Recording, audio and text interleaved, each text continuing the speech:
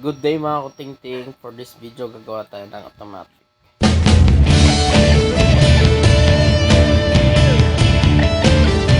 So, ang problema pala nito mga kutingting, walang power. Sira yung board. Chinik ko na yung mga wiring niya sa likod. Tapos, na-find out ko na wala talaga. Dead ball ang board niya. No twist tayo kaya hindi. Tatanggalin natin yung top cover niya. Yung likod para makuha natin yung board. So, yan. May dalawang tornilyo yan sa likod. So, yan pala yung board na sira mga kutingting. No power siya kahit isaksak mo. Dead talaga siya. So, bago na yung mag-conduct ng sira yung board, dapat yung mga wire niyan ay papalitan natin ng bago lahat.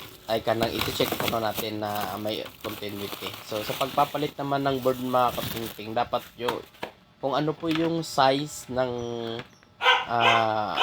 original ay ganun din na yung ipapalit natin mga kutingting. So yan yung bago. In-order lang natin yan sa Shopee. So marami pong available na mga board sa Shopee mga kutingting. So dyan, sa pagkaabit naman yan, hindi naman kayo malilito kasi plug and play lang yan. Tandaan nyo lang yung paano nyo ipa-plug yon.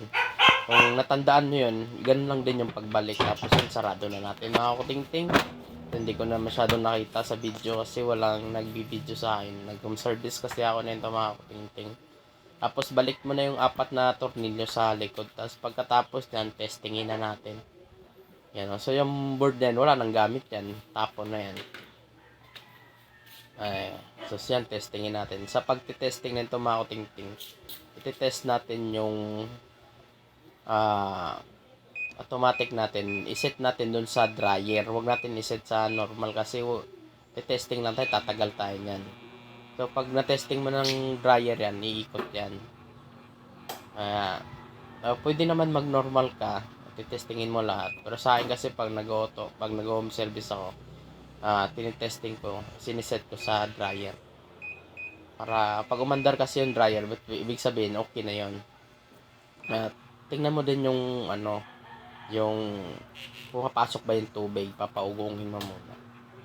Saka ka mag-test ng dryer. Dryer. Yung iba kasi mga automatic, walang dryer. Dapat mag-washing muna sa bago mag-dryer. Nakararanas na ako na yun eh. Yung brand niya Sharp.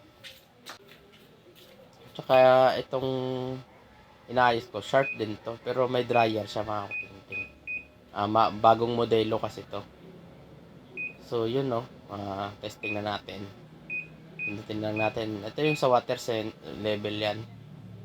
At ito yung okay. Nakaset na siya sa dryer. Yun, makita nyo may ikot na yan. Yun. So ganun lang mga kutingting sa pagpapalit ng board. Thank you sa panonood. God bless.